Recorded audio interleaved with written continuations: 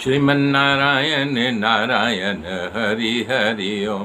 श्रीमन्नारायण नारायण हरि हरि ओम। श्रीमन्नारायण नारायण हरि हरि ओम।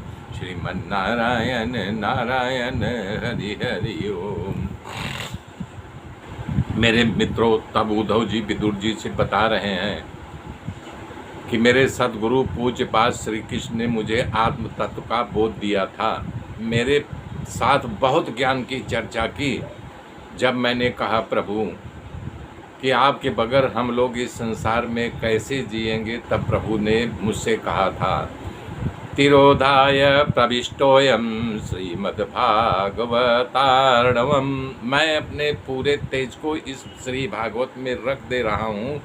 तुम लोग इसका आश्रय लेना, इसका मनन करना, इसकी कथा सुनना, इसका पठन पाठन करना, तो कलयुग का तुम पर प्रभाव नहीं पड़ेगा। इस प्रकार ने प्रभु ने हमको खूब ध्यान दिया। यहाँ केवल उद्धव जी ने जो प्रभु ने दिया था, इसका पूरा विस्तार 11वें स्कंद में, जिसे उद्धव गीता के नाम से जाना जाता है।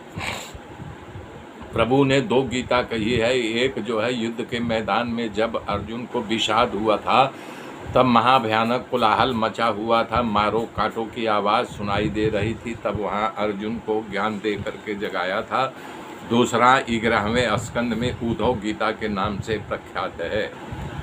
तो उद्धव जी की सुना, दोनों गीता ज्ञान का परम साधन है, मुक्ति का मार्ग बताया है। दोनों गीता विषम परिस्थितियों में भगवान ने कहा है। तो भगवान को जो बाण लगा था, पारधी ने मारा था, तो उन्होंने कहा अतिशोक में हम लोग डूब गए। भक्तों के आँख के आंसुओं की धारा बह निकली, परंतु ज्ञान का सहारा लेकर के खुद को संभाल लिया। विदुर जी ने कहा, हो हे उद्धव जी, जो हमारे परम हितैषी मुझ पर कृपा करने वाले हों, तो मुझे बताओ कि आप भगवान के बीच में प्रभास क्षेत्र में क्या क्या बात हुई। प्रभु जी ने आपको आत्म तत्व का बोध दिया था। उद्धव जी ने कहा, हे विदुर जी, जब प्रभु मुझे आत्मज्ञान दे रहे थे, तब वहाँ पर ऋषि मैत्रेय जी भी बैठे थे। मेरे हाजिरी में ही भगवान ने आपको याद किया था। ये सुन करके विदुर जी का गला फहराया और आत्मग्लानि में डूब करके रोने लगे। बोले, उन्होंने आदेश दिया है। मैत्रेय ऋषि कहा था कि जब आपको हमारा भक्त विदुर जी मिले, तब उसे।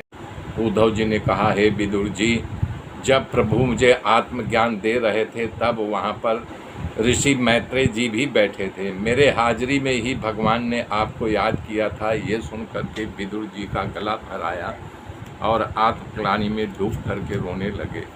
बोले, उन्होंने आदेश दिया है। मैत्रेय ऋषि कहा था कि जब आपको हमारा भक्त विदुर जी मिले, तब उसे आत्म तत्व का उपदेश देना। तुमको आत्म तत्व का उपदेश देने की आज्ञा जो है मैत्रेय ऋषि को दी है। आप मैत्रेय ऋषि की सेवा करो ताकि तुम्हें आत्म तत्व का उपदेश करें। इस प्रकार की ज्ञान की चर्चा करते करते उद्धव विदुर जी सारी रात ब्रज में बिता दी। ऐसा लगा कि पल भर में सवेरा, जबकि सवेरा तो अपने समय से होगा, लेकिन वो लोग इतने भगवान के प्रेम में डूबे थे कि उनको पता ही नहीं चला कि रात बीत गई। सुबह होते दोनों भक्त अलग हुए। उद्धव जी हिमालय की ओर चढ़ पड़े। सुखदेव जी कह रहे हैं, हिमालय जो है बद्री आश्रम में, वहाँ गए, बद्रिकाश्रम गए, लगातार भगवान का भजन करते करते समाधि योग द्वारा परमात्मा की आराधना करते रहे। इधर यमुना के किनारे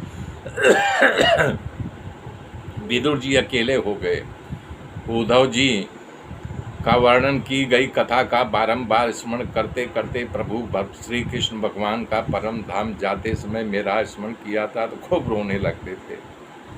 भगवान की मधुर स्मृति के हृदय में धारण करके विदुर जी यमुना के किनारे उड़ करके यात्रा करते करते थोड़े दिन में सप्त सरोवर, जहाँ मैत्रेय ऋषि का आश्रम था, वहाँ पहुँच गए। जब वहाँ पहुँच गए, देखा मैत्रेय जी अपने आसन पर अपने आश्रम में बैठे हुए हैं। वो जा कर के उन्होंने, विदुर जी ने उनको प्रणाम किया। जब मैत्रेय जी पहले पहचाने नहीं, लेकिन जब उठाए तो बोला, रे रे रे महाराज, आप मुझे क्यों प्रणाम कर रहे हो? आप दासी के पुत्र नहीं हो।